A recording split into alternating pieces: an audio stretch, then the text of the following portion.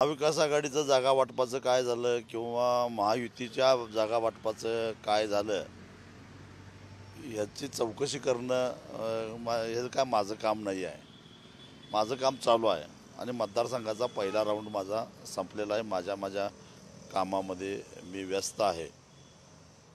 महाविकास आघाडीनं उमेदवार उभा केला तर तिरंगी लढत होईल, नाही केला तर दुरंगी होईल, एवढाच फरक. परंतु मी लढणार आहे आणि मतदार माझ्या मागं आहे हे ठाम आहे. हातकणंगलेमध्ये विशेषतः शिवसेनेकडून उमेदवार देण्याच्या हालचाली सुरू झाल्यात.